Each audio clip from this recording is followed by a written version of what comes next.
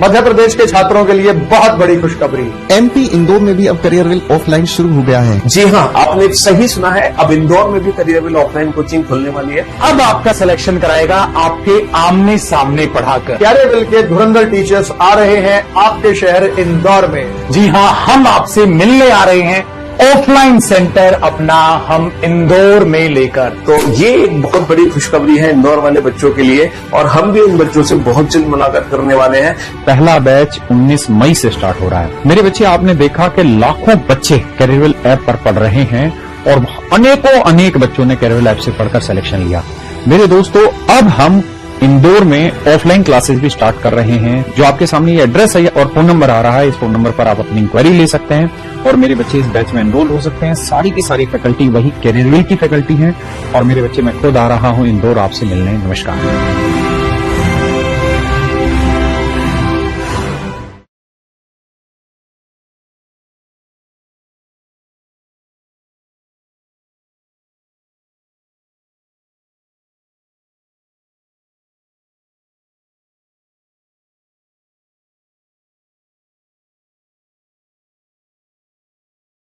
नमस्कार दोस्तों, उम्मीद करता हूँ आप सभी बिल्कुल ठीक होंगे और इस क्लास को लेने के लिए आप सभी बिल्कुल तैयार होंगे।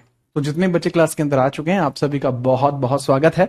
फटाफट से मुझे बता दीजिए, किसी प्रकार की कोई समस्या, दिक्कत, परेशानी तो आपको नहीं है? नहीं है तो फटाफट से आप बता देंगे। चीजों को बहुत बेहतरीन क्लासिक तरीके से स्टार्ट करने वाले हैं और आगे बढ़ने वाले हैं चीजों को लेकर, आपके समर्थन में, आपके सौजन्य से, आपके साथ। कैसे हैं आप लोग? जी हाँ, फटाफट से बताओ। कोई और दिक्कत तो नहीं है आपको? वड़क्कम है नहीं तो कमेंट है। आगे बढ़े, आगे बढ़िए। चलो, मन लग गया भाई, कोई दिक्कत आपको किसी को नहीं होगी। बढ़िया तरीके से आप सारे जन तैयार होंगे और कोई दिक्कत अगर किसी ने है तो बता दो एक बार, ना तो भाई क्लास स्टार्ट कर रहे हैं। वड़क्कम वड़ा कम है तो इडली ले लेती। चलो अच्छा, हमने गुप्ता डायनेस्टी को तो कंप्लीट कर लिया था। इसके बाद आ रहे थे अपने लेटर गुप्तास, और उत्तर गुप्त काल में आपको देखने को मिलता, उत्तर गुप्त काल के अंदर आपको देखने को मिलता, दैट इज सातवां जो वाकाटक डायनेस्टी है। तो वाकाटक डायनेस्टी के संपूर्ण कार्य के बारे में बात करते हैं। वाकाटक डायनेस्टी के संपूर्ण कार्यकाल की बात करते हैं। कब से शुरू हुई, कब खत्म हुई? बाबू 250 सीई से वैसे तो ये स्टार्ट हो गई थी, राइट, लेकिन ये 510 तक कंप्लीट हो जाती है। ठीक है, जैसे मैंने बताया, इसका टोटल टेन्योर की अगर मैं बात करूं, टोटल टेन्योर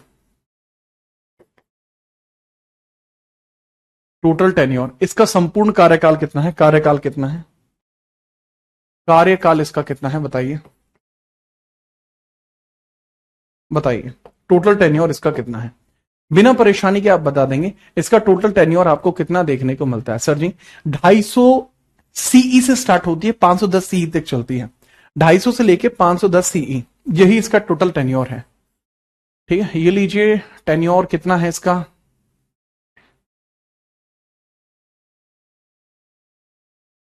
ढाई सौ से लेके 510 सीई, 250 से लेके 510 सीई आपको देखने को मिलता है। सीई यानी कॉमन एरा आपको देखने को मिल जाएगा। ठीक है, चलिए सर, बुक ऑनलाइन कब आएगी? प्रभाषिनी, मेरी बुक जो ऑनलाइन आएगी वो सैटरडे को आ जाएगी। मतलब हमारे पास प्रिंट होके आ चुकी है, बट मैं लॉन्च नहीं कर रहा हूं, सैटरडे को करूंगा। ठीक है, ओके। तो इसमें जो पहला आपको देखने को मिलता है, जो पहला वाकाटक डायनेस्टी का रूलर था, दैट वाज विंध्य शक्ति। अब हम विंध्य शक्ति के बारे में ज्यादा जानकारी हमें नहीं पता, बस इतना पता है कि इसने महाराजा की उपाधि धारण करी थी। इतना पता है कि इसके द्वारा महाराजा की उपाधि धारण की गई है, महाराजा की उपाधि धारण की थी।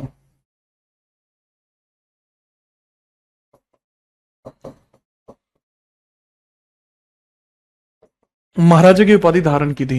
He accepted the title of Maharaja, accepted the title of Maharaja, accepted the title of Maharaja, accepted the title of Maharaja. किसने? महाराजा की जो उपाधि है वो धारण की थी। ठीक है, चलिए नेक्स्ट हम आगे बढ़ते हैं। इसके बाद आपको कौन देखने को मिलता है? इंपोर्टेंट, प्रवरसीन आपको देखने को मिलता है। ये 250 से लेके 270 तक रहा था। अब 270 से लेके 330 तक आता प्रवरसेन।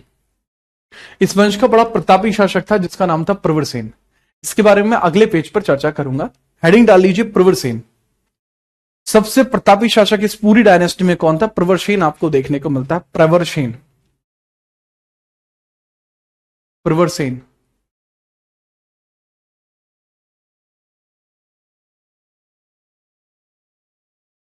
हाँ भाई, सब सब्जेक्ट की किताब है।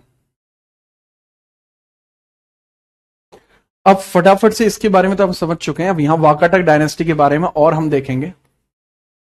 वाकाटक डायनेस्टी के बारे में हम और देखेंगे। अब यहां पर बहुत इंपॉर्टेंटली समझना होगा वाकाटक के बारे में ही, वाकाटक वंश के बारे में ही बात करेंगे। एक बड़ा प्रतापी शासक हुआ है वाकाटक वंश के। एक बड़े प्रतापी शासक आपको देखने को मिलते हैं। प्रतापी शासक हैं वाकाटक के, एक बड़े पावरफुल रूलर हैं। इसके बड़े पावरफुल रूलर आपको देखने को मिलते हैं। पावरफुल रूलर आपको देखने को मिलते हैं। और वो जो पावरफुल रूलर हैं उनका नाम क्या है? That is Pravarasena, right? वो प्रवरसेन है, प्रवरसेन है, प्रवरसेन। रूलर का नाम है प्रवरसेन। प्रवरसेन आपको देखने को मिल जाएगा। तो प्रवरसेन आपको देखने को मिल जाएंगे। बाबू कौन देखने को मिल जाएंगे? प्रवरसेन आपको देखने को मिल जाएंगे। ओके सर, प्रवरसेन, प्रवरसेन आपको देखने को मिल जाएंगे। प्रवरसेन। और इधर जो आपको प्रवरसेन देखने को मिला है, इधर जो आपको प्रवरसेन देखने को मिलता है, इसका टेन्योर कितना है? देखो 250 से लेके वो 270 तक जाएगा। ये 270 से लेके 330 एडी तक जाएगा। 270 से लेकर 330 तक जाएगा। सीई लिखता हूं मैं, कॉमन एरा लिखता हूं, एडी नहीं लिखता मैं, सीई लिखता हूं। ठीक है, याद रखना। रीजन वही है कि मैं मॉडर्न की तरह लिखता हूं। ठीक है, तरीका मेरा ऐसा है। तो प्रवरसेन के बारे में बात करते हैं। ये सबसे प्रतापी शासक है, पावरफुल रूलर है। इसके बारे में हमें पता लगता है कि इसने अश्वमेध यज्ञ भी कराया था। इसने क्या कराया था? अश्वमेध यज्ञ भी इसने कराया है। तो इसके बारे में हमें जानकारी मिलती है। ही परफॉर्म्ड अश्वमेध यज्ञ, ही परफॉर्म्ड अश्वमेध यज्ञ। ठीक है, याद रखना। तो मैंने बताया कि यह वह सम्राट है, यह वह सम्राट है जिसने, मतलब ये एक्चुअली में ये वो महाराज है जिसने सम्राट की जो उपाधि है वो धारण करी है। He adopted the title of सम्राट, adopted the title of सम्राट, adopted the title of सम्राट, the title of सम्राट, सम्राट, adopted the title of सम्राट। सम्राट की उपाधि इसने धारण करी है। सम्राट की उपाधि धारण करी है। सम्राट की उपाधि धारण करी, उपाधि धारण करी। सम्राट की उपाधि इसने धारण करी है। क्या करा है बाबू? इसने सम्राट की उपाधि धारण करी है। ठीक है, ओके। नेक्स्ट है, इसने अश्वमेध करवाया था। ठीक है, ये फर्स्ट किंग है, फर्स्ट किंग ऑफ इंडिया। ये भारत का प्रथम राजा भी इसको कहा जाता है। इसी प्रकार से ये पहला राजा है। इस प्रकार का कौन है बच्चे? ये this is the first king of this type. ये इस प्रकार का प्रथम राजा है। प्रथम राजा है ये, प्रथम राजा, प्रथम राजा है जिसने इस प्रकार की उपाधि धारण की है। He was the first king, यानी ये प्रथम राजा है, फर्स्ट किंग है। ठीक है, ये क्या है? वो फर्स्ट किंग है। ये कौन है? फर्स्ट किंग आपको देखने को मिल जाएगा। फर्स्ट किंग आपको देखने को मिल जाएगा। ठीक है, he was the first king. ठीक है, चलो। हाँ, अकेला नहीं पहला बोलते हैं। तो शू अकेला कैसे बोल दोगे तुम? बाकी लोगों ने भी आप बाद में चलकर अपने आप को सम्राट बुलवाया है? हाँ बाबू, ये पहला राजा है। अश्वमेध परफॉर्म करा था, अश्वमेध यज्ञ भी किया था, यज्ञ भी किया है। परफॉर्म्ड अश्वमेघा, परफॉर्म्ड अश्वमेघा, परफॉर्म्ड अश्वमेघा, अश्वमेघा, अश्वमेध यज्ञ भी इसके द्वारा कराया गया। इसने अश्वमेध यज्ञ भी किया है। तो मेरे ख्याल से आप इस चीज को भी नहीं भूलेंगे कि इसने अश्वमेध यज्ञ भी किया है। और याद रखना, इसने अश्वमेध यज्ञ किया था। कितने? टोटल 4 अश्वमेध किए थे इसने। टोटल 4 अश्वमेध इसने करे हैं। बहुत इंपॉर्टेंट है, प्रतापी है। टोटल 4 अश्वमेध करेगा। ठीक है, याद रखना। अश्वमेध एक प्रकार का एक यज्ञ अनुष्ठान होता है, एक परफॉर्मिंग यज्ञ होता है, उसके बारे में भी याद रखना होता है। ठीक है, याद रखना। इसके बाद हमें आगे देखने को मिलता है रुद्रसेन। आगे हमें देखने को मिलता है रुद्रसेन, हमें देखने को मिल जाता है। ठीक है, क्या रुद्रसेन हमें देखने को मिलता है। इसके बाद एक रूलर है, ठीक है, इसके बारे में हमें इतनी जानकारी पता है। अन्य महत्वपूर्ण शासक में रुद्रसेन देखने को मिलता है। अन्य महत्वपूर्ण शासक में अदर इंपोर्टेंट रूलर्स में आपको देखने को मिलता है। अदर इंपोर्टेंट रूलर्स, रुद्रसेन देखने को मिलता है। रुद्रसेन द्वितीय, रुद्रसेन द्वितीय, रुद्रसेन द्वितीय को तो जानते होंगे आप, इसका विवाह हुआ था। रुद्रसेन द्वितीय, इसका विवाह किससे हुआ था? इसका विवाह किससे हुआ था बताइए? प्रभावती से। मैरिड टू, इसका विवाह किससे हुआ था? विवाह, इसका विवाह प्रभावती से हुआ था, राइट? जी हां, मैरिड टू, इसका विवाह किससे हुआ था? प्रभावती से इसका विवाह हुआ था। प्रभावती से इसका विवाह हुआ था। प्रभावती से इसका विवाह हुआ था। प्रभावती से इसका विवाह हुआ था। प्रभावती से, राइट? कोई दिक्कत है? चलिए, इसका जो विवाह हुआ था वो प्रभावती के साथ हुआ था, तो चंद्रगुप्त विक्रमादित्य की बेटी थी। ठीक है, किसकी बेटी थी? चंद्रगुप्त विक्रमादित्य की बेटी थी, daughter of Chandragupta Vikramaditya, daughter of Chandragupta द्वितीय। चंद्र सेकंड लिख देता हूं, चंद्र द्वितीय, यानी चंद्रगुप्त द्वितीय की बात कर रहा हूं यहां पर। किसकी पुत्री थी? चंद्रगुप्त द्वितीय की पुत्री थी। जी हां, अरे पुत्री थी, सिस्टर कौन बता रहा है? क्या रे अक्षय, ध्यान दिया कर। अब आपको भी पता है कि इनके झमेले के चलते ही इसकी हत्या भी कर दी गई थी, और लेकिन तब तक इसको 2 बच्चों की प्राप्ति हो चुकी थी। ठीक है, दामोदर और दिवाकर, दामोदर और दिवाकर। तो आप लिखेंगे 2 बच्चों की जो प्राप्ति हुई है, दामोदर और दिवाकर के बारे में हम बात करते हैं। ठीक है, दामोदर और दिवाकर आप लिखेंगे। इसके 2 बेटे भी देखने को मिलते हैं। ठीक है, तो इसके 2 पुत्र आपको देखने को मिलते हैं। प्रभावती के 2 पुत्र, प्रभावती के 2 पुत्र भी आपको देखने को मिलते हैं, दामोदर और दिवाकर। 2 पुत्र हैं, 2 सन्स भी आपको देखने को मिलते हैं।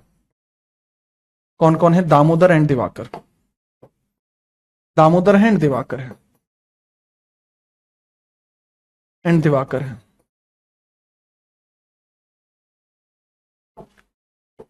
ठीक है, दामोदर एंड दिवाकर। लेकिन ये कोई भी राजा बनने के लायक नहीं है, इनमें वो राजा वाली झलक नहीं है। याद रखना, राजा बनने वाली वो झलक नहीं है भाई इसमें। इस वजह से जब रुद्रसेन की मृत्यु होती है, तो रुद्रसेन की मृत्यु के बाद सिंहासन किसने संभाला है? वह प्रभावती ने स्वयं संभाला है। जैसा मैंने बताया, रुद्रसेन की मृत्यु के बाद, रुद्रसेन द्वितीय की मृत्यु के बाद या की हत्या के बाद, ये हत्या के बाद प्रशासन प्रभावती ने स्वयं संभाला। प्रशासन प्रभावती के पास था, प्रभावती के पास।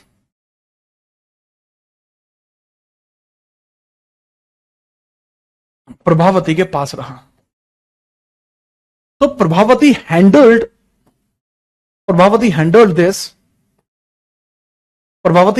this after the death of, Prabhavati handled this after the death of Rudrasen. Rudrasen कैसे मरा था? वो रुद्रसेन कैसे मरा था बताइए? रुद्रसेन कैसे मरा था? मैंने बताया, ठीक है, शकों के रुद्र थर्ड के द्वारा इसकी हत्या कर दी गई। शकों के राजा रुद्र थर्ड द्वारा हत्या कर दी गई। ठीक है, चलो, तो रुद्रसेन की मृत्यु कैसे हुई है? किल्ड बाई रुद्र थर्ड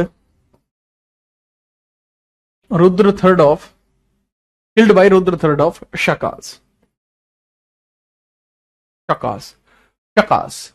ठीक है, जी हां, रुद्र थर्ड ने हत्या कर दी। कोई दिक्कत नहीं सर।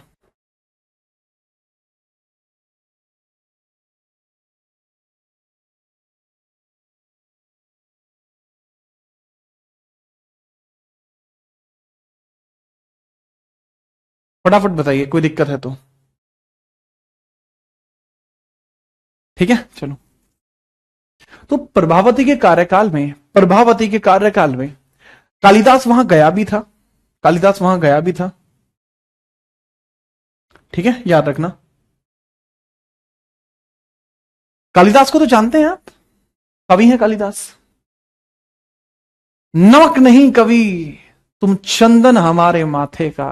अरे क्या बात है, बढ़िया। अच्छा, आपको मैं बताऊं, आज शंभाजी की आज जयंती भी है, तो कोमेमोरेट आप करिए कि मन के जीते जीत है, मन के हारे हार गए जो बिन लड़े, उन पर है धिक्कार, है उन पर धिक्कार जो देखे ना सपने, क्योंकि सपनों के अधिकार तो हैं अपने। स्वराज के लिए कुछ करना होगा, बहुत मर चुके, अब जीकर ही आगे बढ़ना होगा। राइट, बहुत बेहतरीन। आगे बढ़ते हैं और देखते हैं। किसके बारे में बात करते हैं? इन्हीं के बारे में बात करते हैं कि प्रभावती के काल में ही यहां पर कालिदास भी घूमने के लिए आए थे। राइट, कालिदास भी घूमने के लिए ही आए थे। प्रभावती के टाइम में, प्रभावती के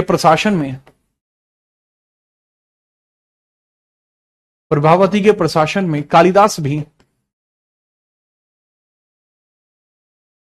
प्रभावती के शासनकाल में कालिदास भ्रमण पर आए थे। कालिदास आए थे भाई, भ्रमण पर आए थे।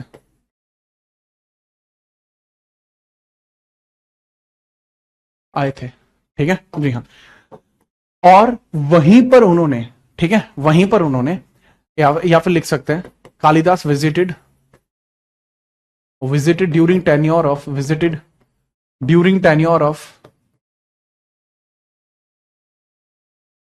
Tenure of Prabhavati. प्रभावती के टेन्योर में ही विजिट किया था। ठीक है, याद रखना। और दूसरी चीज, एक बात और याद रख लेना, जो कालिदास है ना, कालिदास, इनके द्वारा यहां पर ही वैदर्भी रोली शैली का जन्म किया गया था। वैदर्भी रोली शैली, यहां पर उन्होंने ही वैदर्भी रोली शैली को, वैदर्भी रोली शैली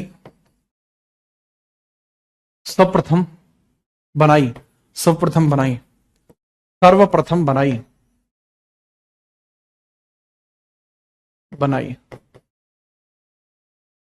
यही उन्होंने वैदर्भी रोली शैली सर्वप्रथम बनाई थी।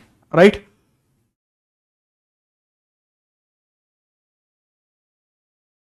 वैदर्भी रोली शैली, वैदर्भी रोली शैली। अब यहां पे सुनना कि बाबू, इन्होंने यहीं पर मेघदूतम की रचना भी की थी। Wrote Meghadutam here, wrote Meghadutam here, wrote Meghadutam की रचना भी यहीं हुई है। मेघदूतम की रचना भी यहीं पर हुई है। फटाफट नोट करिए।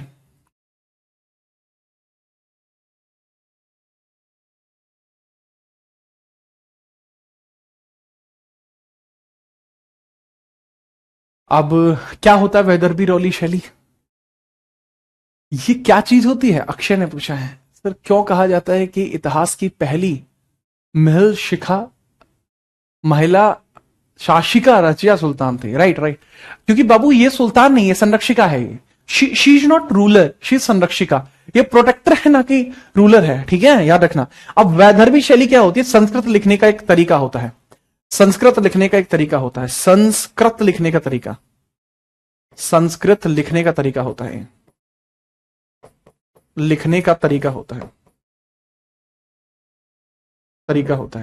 ठीक है, this is form of writing Sanskrit.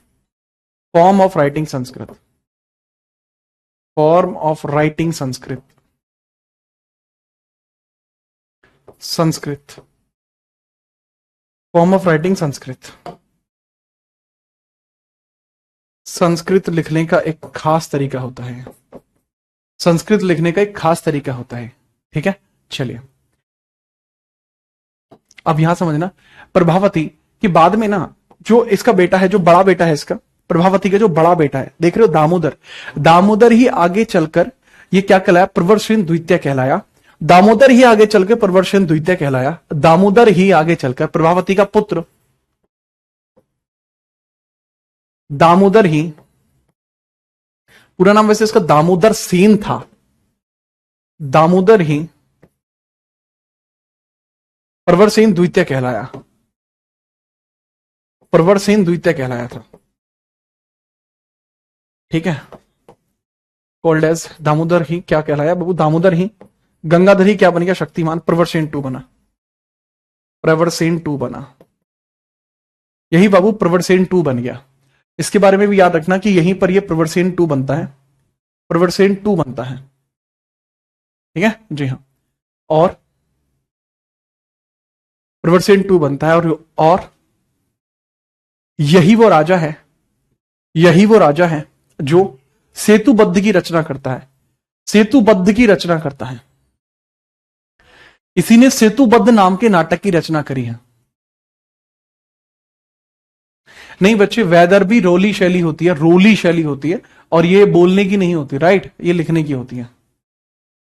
Pravarasena द्वितीय मैंने बताया संस्कृत का, इन्होंने ही जो एक नाटक भी कंपोज इन्होंने किया, नाटक का नाम आप लिख लेंगे सेतुबद्ध।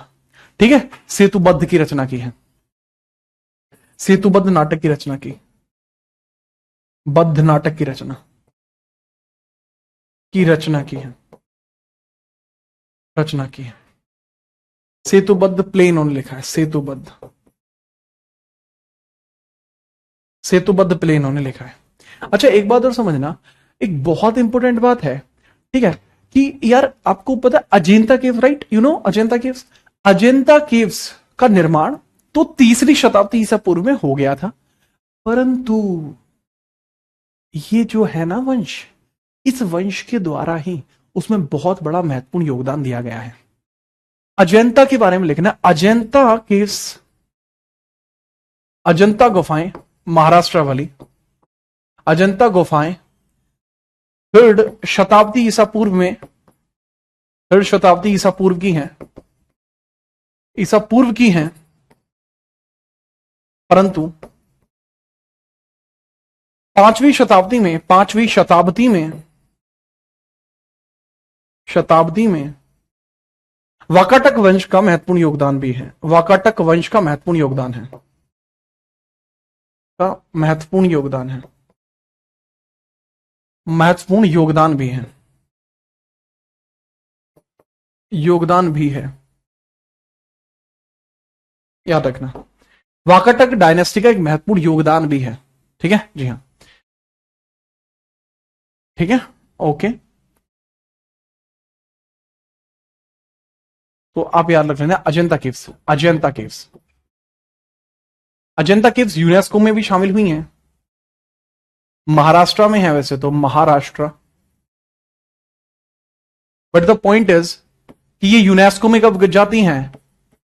अब यहां पे मैं स्टैटिक को भी इंक्लूड अप कर दिया है 1983। अगर आपको कोई वाकई में सही मायने में अच्छे से हिस्ट्री पढ़ा रहा है, पॉलिटी पढ़ा रहा है, तो आपको स्टैटिक अलग से नहीं पढ़नी होती। आई एम जस्ट सेइंग, ठीक है, इसको फटाफट से नोट करिए।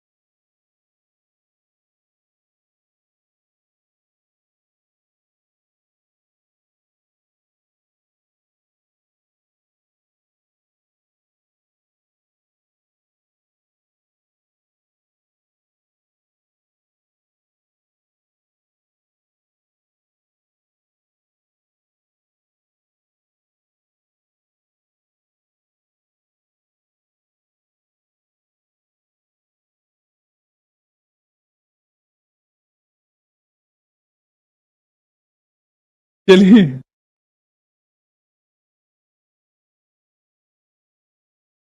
हाँ जी, हाँ, अरे लगेगा मिट्टू, मिट्टू भाई ला क्या कर रहे? चलो सर, हम को पढ़ रही है स्टैटिक। अरे कोई बात नहीं, अरे कोई नहीं चलन दो सर। केव 16-17 उनके मंत्री वराहदेव ने बनवाई थी। ये देखो, अगर मैं बात करूं 16वां-17 केव है, वराहदेव ने बनवाई है, चाहे तो आप लिख सकते हैं। इसके अंदर जो केव है आपकी 16वां-17वां, और वो वराहदेव ने बनवाई है। 16th and 17th cave by Varahadev. Varahadev जो उनके मिनिस्टर हैं, वराहदेव। चाहो तो लिख सकते हो ये वाली बात, वराहदेव ने बनवाई है, इनके मिनिस्टर हैं। ठीक है, चाहे तो लिख सकते हैं ये वाली, फटाफट से बिना किसी परेशानी के फटाफट लिखिए।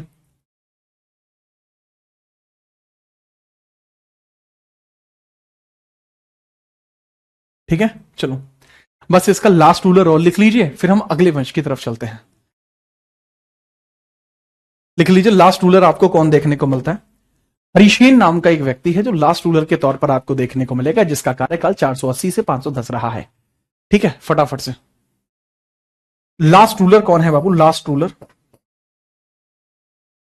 हरिशेन आपको देखने को मिलता है। लास्ट रूलर कौन है बाबू? हरिशेन आपको देखने को मिलता है। हरिशेन, हरिशेन आपको देखने को मिलता है। हरिशेन,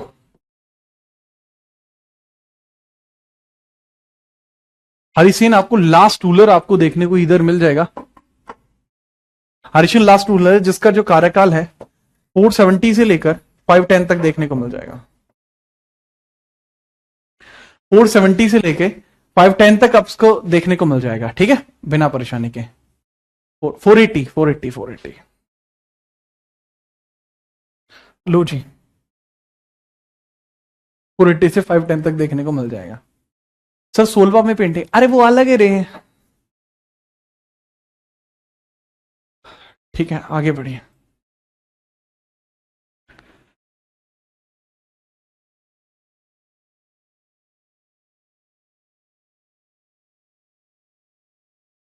हाँ, महायान विहार जो है वो 17वां वाली में है। 250 साल का पता नहीं लगा। हाँ, 250 साल का हमें नहीं पता है कि बीच में कौन था, हमारे पास पूर्ण जानकारी उपलब्ध नहीं है। इसके बाद अब अगला डायनेस्टी अपन लिखेंगे, वर्धन डायनेस्टी। हेडिंग डाल लीजिए वर्धन डायनेस्टी, हेडिंग डाल लीजिए वर्धन डायनेस्टी। क्लास में एक बच्चा है जिसका नाम है लोकेश। इनका नाम लोकेश कैसे पड़ा, ये बहुत लंबी कहानी है, शॉर्ट में बता देता हूं। कुछ भी मैटर होता था, लोकेश कैश दे देते लोगों को, ये लीजिए कैश, ये लीजिए कैश। एक बार इनमें मार लगी, ठीक ठाक मार लगी, तो वहां पर भी इन्होंने क्या काम करा, लोकेश, तो इन्होंने कैश दे दिया, और उस दिन के बाद से इनका नाम लोकेश हो गया। ठीक है भाई लोकेश, अब ठीक है, तबियत ठीक है? कह रहा था सर ऊर्जा की कमी पड़ रही है। अरे कैश जब बांटते डोलोगे तो कमी हो जाएगी भाई। आगे बढ़िए बाबू, अगर ये नोट कर लिया तो। नेक्स्ट हम बात करते हैं वर्धन डायनेस्टी के बारे में। हेडिंग डाल दीजिए वर्धन। ये लेटर गुप्ताज में ही आती है सारी, ठीक है, ऐसा नहीं है कि अलग से आएगी, लेटर गुप्ताज में ही आती है वर्धन डायनेस्टी। अपन देखते हैं, चाहे आप अलग लिख लें, चाहे लेटर गुप्ताज में लिख लें, आपकी इच्छा की बात है। बिल्कुल उसी प्रकार से स्वाद अनुसार आप इसमें कुछ भी लिख सकते हैं। वर्धन वंश हम यहां पर लिख रहे हैं, वर्धन वंश आप यहां पर लिख रहे हैं, इसका मतलब है वर्धन वंश अर्थात वर्धन डायनेस्टी। वर्धन डायनेस्टी हम लिख रहे हैं।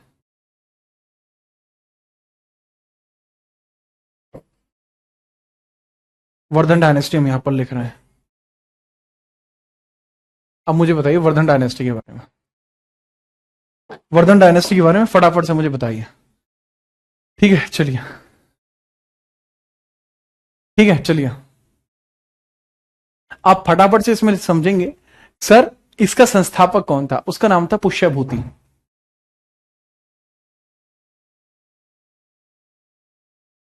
इसका संस्थापक कौन आपको देखने को मिलता है? संस्थापक,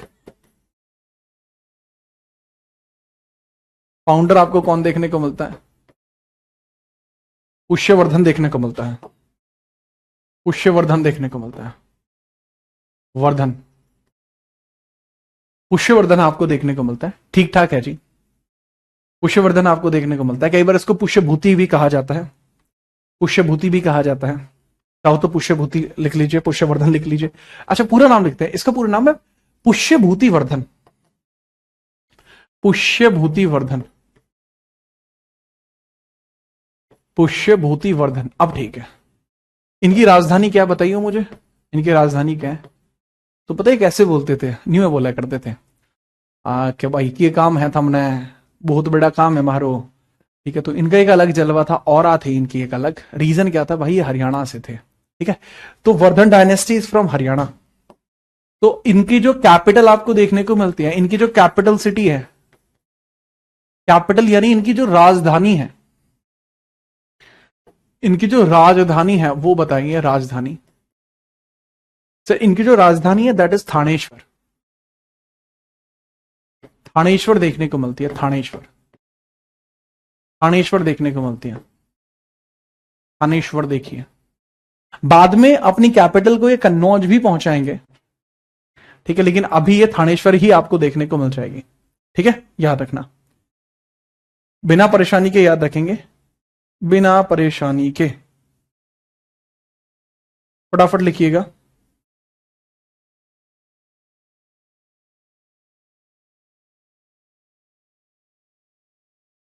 ठीक है, चलो।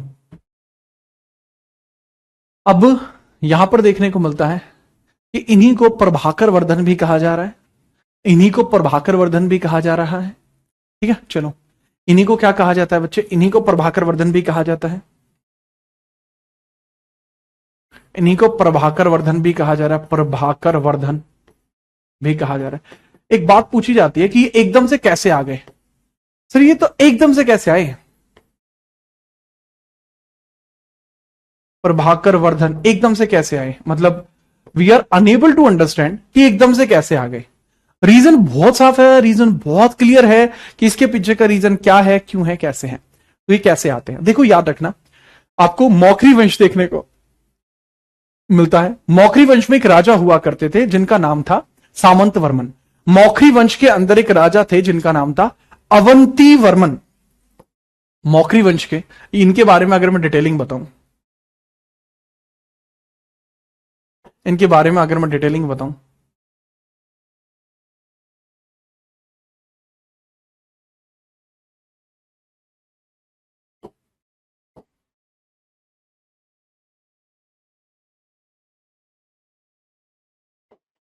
इनके बारे में अगर मैं डिटेलिंग बताऊं वो समझना, ठीक है, कि यह मौखरी वंश के अवंती वर्मन के मंत्री हुआ करते थे। मौखरी वंश के, मौखरी वंश के अवंती वर्मन के, अवंती वर्मन के दरबारी थे। अवंती वर्मन के दरबारी थे, के दरबारी थे। Courtier of, courtier of, courtier of Avanti Varman, Avanti Varman. तो अवंती वर्मन के दरबारी आपको देखने को मिलते कोर्टियन, मौखरी वंश के अंदर, ठीक है। कौन से वंश के अंदर? मौखरी वंश के अंदर ये थे, ठीक है। चलिए याद रखेंगे, ठीक है। अब इनके बारे में हमें अधिक जानकारी तो उपलब्ध नहीं है, इनके बारे में अधिक चीजें हमें देखने को नहीं मिलती, ठीक है, याद रखना। इनके बारे में हमें कोई अधिक चीजें तो देखने को नहीं मिलती, परंतु थोड़ी बहुत चीजें हमें देखने को मिलती हैं, ठीक है। चलो, इसके बारे में आप लिखेंगे, फटाफट इतना इनके बारे में लिखेंगे, बिना परेशानी के लिख लिए, ठीक है। चलो याद रखना, हाँ जी, क्लियर, फटाफट लिखो।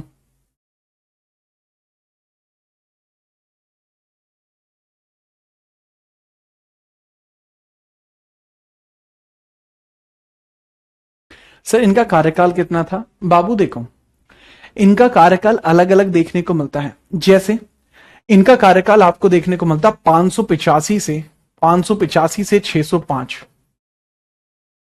CE, okay. पुष्यभूति वर्धन, इसका कार्यकाल आपको कितना देखने को मिलता है? ये संस्थापक है, लेकिन लोग कहते हैं दैट वाज इमेजिनरी, इसको इमेजिनरी बताते हैं लोग। इनके एग्जिस्टेंस के ऊपर सवाल उठाए जाते हैं। और लेकिन इनका जो कार्यकाल है वो लगभग 500 के आसपास आपको देखने को मिलता है, 500 से लेके 525 के आसपास देखने को मिलता है इनका कार्यकाल। ठीक है, ये इमेजिनरी बताए जाते हैं, बट इनका कार्यकाल 500 से लेके 525 देखने को मिलता है। यह प्रमाणित नहीं है, यह अप्रमाणित आपको देखने को मिलता है। यह प्रमाणित नहीं है, यह अप्रमाणित आपको देखने को मिलता है। नोट करिए।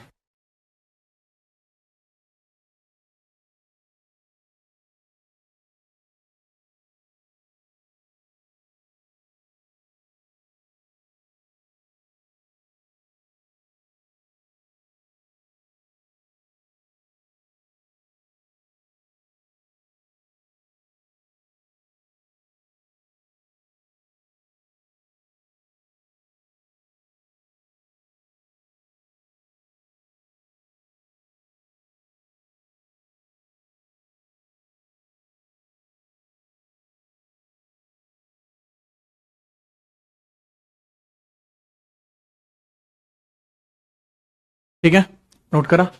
हाँ, यहां ये दोनों अलग अलग है। हाँ, ये इन्हीं के वंशज हैं, दोनों अलग अलग हैं, इसलिए तो इनका कार्यकाल लिखा है। ठीक है जी हाँ। तो प्रभाकर वर्धन के बारे में हमें पता लगता है कि बेसिकली इनके 3 बच्चे हैं। ठीक है, अब उन 3 बच्चों के बारे में हम जानकारी लेते हैं फटाफट से। लिखिए, राज्यवर्धन, हर्षवर्धन और राज्यश्री।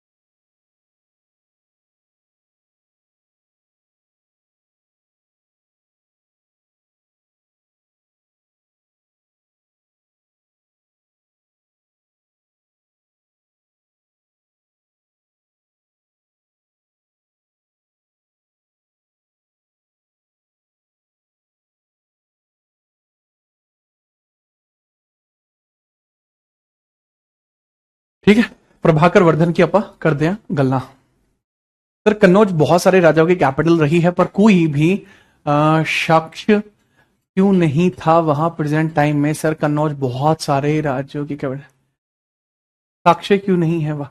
हाँ दुष्यंत, इसके बारे में बात बताऊंगा कि कन्नौज पे कोई साक्ष्य क्यों नहीं है। ठीक है, थोड़ा डिस्टर्बेंस हुआ, उस डिस्टर्बेंस से कोई परेशानी नहीं है। पहला आपको देखने को मिलता है राज्यवर्धन, राज्यवर्धन। दूसरा आपको देखने को मिलता है बाबू हर्षवर्धन, हर्षवर्धन। यहां मैं आपको एक ट्रायोलॉजी समझाऊंगा, समझने की कोशिश करना। और एक इनकी बेटी देखने को मिलती है जिसका नाम है राज्यश्री। यहां आपको बहुत सारी चीजें क्लियर होंगी, मतलब वो थियोरी में लिख पाना पॉसिबल डायरेक्टली नहीं हो पाता, आप अपने हिसाब से देख सकते हैं, लिखना चाहते हैं तो लिख सकते हैं। ठीक है, हाँ ये दोनों अलग अलग है यार, बहुत सारे लोग इनको कॉमन बता देते हैं। दरअसल मैंने बताया ये दोनों एक ही हैं का मतलब क्या है, ये एक ही वंश की एक शाखा है, एक ही वंश की एक शाखा है, पर पुष्यभूति वर्धन अलग आदमी है, प्रभाकर वर्धन अलग आदमी है। अब राज्यवर्धन लिखेंगे, राज्यवर्धन। ठीक है, हर्षवर्धन, हर्षवर्धन। और बाबूजी यहां लिखेंगे आप राज्यश्री, राज्यश्री। अब राज्यश्री का विवाह करा दिया जाता है ग्रहवर्मन से, और ग्रहवर्मन कौन सा? मौखरी वंश का ही। ठीक है, चलो याद रखना, बहुत ध्यानपूर्वक आप इसमें लिखना। क्या लिखेंगे आप कि सर यहां पर आप लिखेंगे बिना परेशानी के कि भाई शादी करा दी जाती है राज्यश्री की ग्रहवर्मन से, मौखरी वंश के से। इसका विवाह किससे होता है? मौखरी वंश के विवाह, ग्रहवर्मन से विवाह किससे होता है? शादी, मैरिज किससे होती है? मौखरी वंश का एक ग्रहवर्मन है, उससे इसकी शादी होती है। मौखरी वंश का ग्रहवर्मन, मौखरी वंश का ग्रहवर्मन है। मौखरी वंश का कौन है बाबू? ग्रहवर्मन है, वर्मन है, ग्रहवर्मन, गृहवर्मन, वर्मन। मौखरी वंश का ग्रहवर्मन है बाबू, इससे शादी होती है इसकी, शादी होगी। ठीक है, चलिए याद रखेंगे। ठीक है, लेकिन इसकी हत्या हो जाएगी, ये भी मारा जाएगा। इसकी हत्या कौन कर देगा? फिर ग्रहवर्मन की हत्या शशांक कर देता है। अरे इसकी हत्या कौन कर देगा? शशांक कर देगा। शशांक के द्वारा ग्रहवर्मन की हत्या की जाती है। बंगाल के शासक शशांक, बंगाल का शासक शशांक अब इसकी हत्या कर देगा। शशांक बहुत पावरफुल रूलर है। शशांक हत्या कर देता है। शशांक हत्या कर देगा। शशांक द्वारा, शशांक किसके साथ? स्वतः शशांक के साथ एक व्यक्ति और मिलता है। मुझे दूसरे व्यक्ति का नाम बताओ। शशांक के साथ एक व्यक्ति आपको और भी देखने को मिलता है जो मध्य प्रदेश का रहने वाला था। नाम क्या था? देवगुप्त।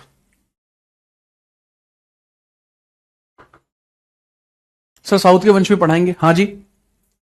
शशांक के बाद आपको देखने को मिलता है देवगुप्त। देवगुप्त कहां का है? ये एमपी का रूलर है। ये एमपी का शासक है। मध्य प्रदेश का शासक है। मध्य प्रदेश शासक,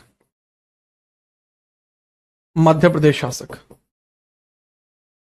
तो यहां पर शशांक प्लस देवगुप्त मिलकर, शशांक प्लस देवगुप्त मिलकर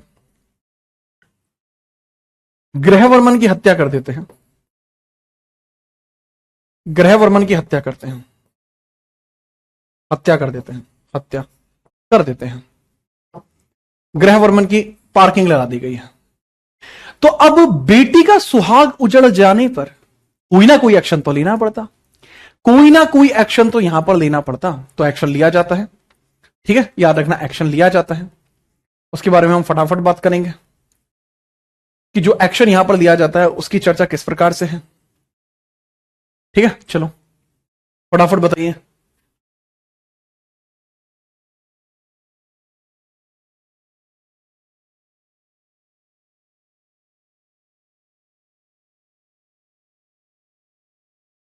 अच्छा, उसको कैंसिल कर लीजिए। ठीक है, हाँ ठीक है, चलिए फटाफट हम बात करते हैं। जैसा मैंने बताया, जब इसकी हत्या कर दी जाती है तो बदला लिया जाता है।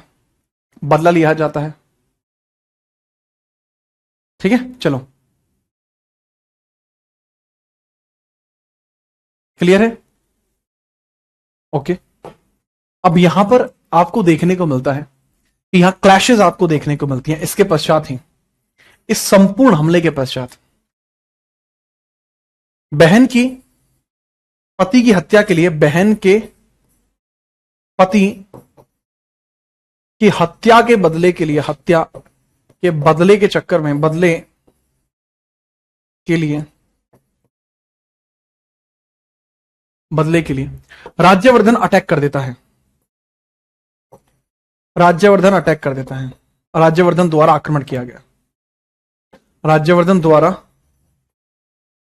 शशांक पर आक्रमण किया गया था।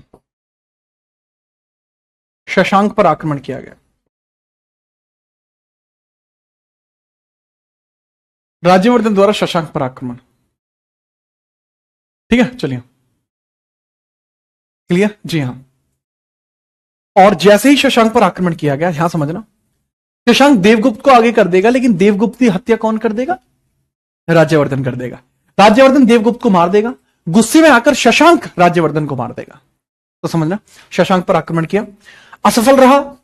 शशांक ने उसकी बेहत्या कर दी। ठीक है, यहां पर याद रखना, शशांक ने राज्यवर्धन की हत्या भी कर दी। शशांक द्वारा राज्यवर्धन की भी हत्या कर दी गई। राज्यवर्धन भी मारा गया। वर्धन की भी हत्या कर दी गई। की भी हत्या कर दी गई। की भी हत्या कर दी गई। की भी हत्या की गई। तो सवाल पूछा जाता है कि ये जो अटैक हुआ था वो कब हुआ था? दरअसल बाबू, यह 605 में राजा बना था और ये केवल एक ही साल 606 एडी तक रह पाया था, या इसको सी ही बोला जाएगा। तो बहुत छोटा सा टेन्योर आपको देखने को मिल जाएगा। 605 से लेके 606, 605 से लेके 606 आपको देखने को मिल जाएगा। तो याद रखना, इन द वेंजिनेंस, इंग्लिश में आप लिख लेंगे in vengeance, in vengeance Rajyavardhan attack Shashank, Rajyavardhan attack Shashank, attack Shashank, but he killed him.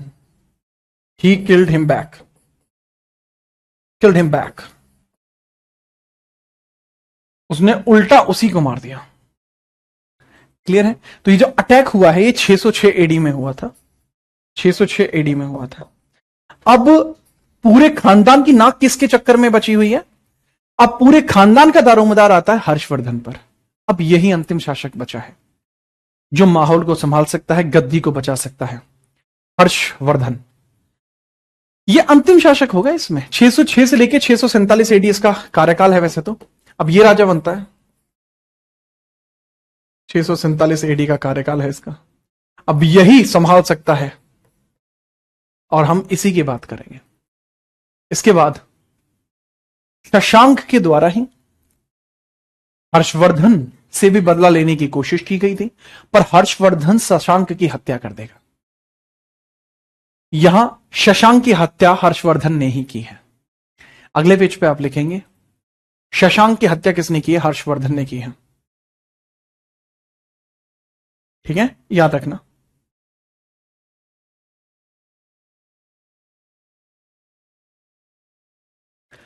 Clear है? जी हां, तो आप याद रखना।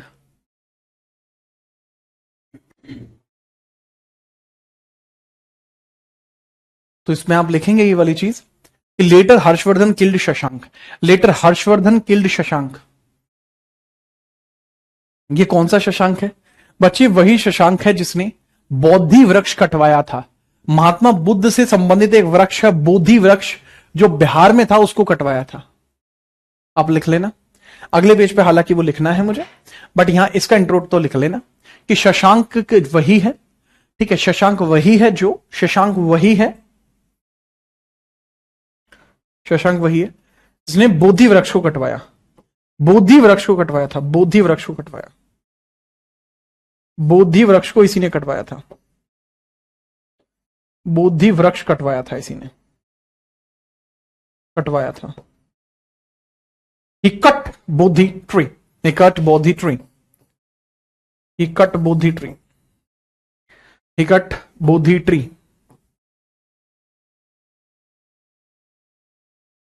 Bodhi tree. बोधि ट्री को इसने कटवाया। He cut Bodhi tree. ठीक है, चलिए जी, चलो भाई, बोधि वृक्ष भी कटवाया था। Yes Bunty, Banita, yes. चलो, तो ये भैया वर्धन डायनेस्टी के बारे में अभी और बातें रह गई हैं। वर्धन डायनेस्टी का ये जो चीता है हर्षवर्धन, इसके बारे में हमें बहुत सारी बातें पढ़नी पड़ेंगी। इसके बाद आपकी जो डायनेस्टी बचेंगी, मात्र आप ले लीजिए कि इसके बाद हमारी 4 डायनेस्टी बचेंगी। पहले तो इसके बाद हमें राष्ट्रकूट और पाल देखने पड़ेंगे यहीं पर। मतलब मैं बता दूं इसके बाद क्या क्या है, एक ड्रॉबैक दे देता हूं आपको, ड्रॉ दे देता हूं। इसके बाद हमारा वर्धन वंश के बाद वर्धन हो गया, वर्धन को कवर करेंगे। देन हम पाल वंश को कवर करेंगे। देन राष्ट्रकूट को कवर करेंगे, राष्ट्रकूट। और छोटा मोटा सेन वंश के बारे में आएगा, सेन को भी कवर कर लेंगे साथ में।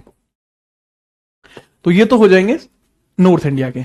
उसके बाद साउथ इंडिया के हम कर लेंगे पल्लव, चोल आपको देखने को मिल जाएगा। चेर और पांडे भी देख लेंगे, चेर पांड्यन भी देख लेंगे, ज्यादा इतने हैं नहीं, राइट। इसके बाद हम राजपूत और कर लेंगे और काम खत्म हो जाएगा। राजपूत और कर लेंगे, काम खत्म हो जाएगा। इस वीक में ओवरऑल ये कंप्लीट हो जाएगा। ठीक है, चलिए, ठीक है, चलिए,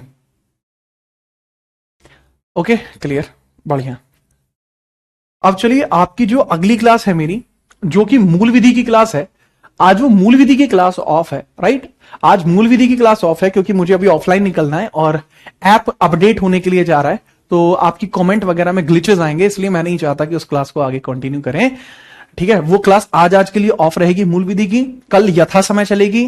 तो आप टेंशन मत लेना, ज्यादा सोचने लगो कि कैसे नहीं चल रही, सर तो अभी यहीं थे, तो इसलिए मैं बता रहा हूं। ठीक है, संगम बाबू, संगम डायनेस्टी मेडावल में आती है, कैसे बताऊं मैं तुम्हें? अरे ना मानेगा। सब बिजनों की धरती से प्रणाम। प्रणाम भाई रोहित। ठीक है, तो आज के लिए इतना ही रहेगा।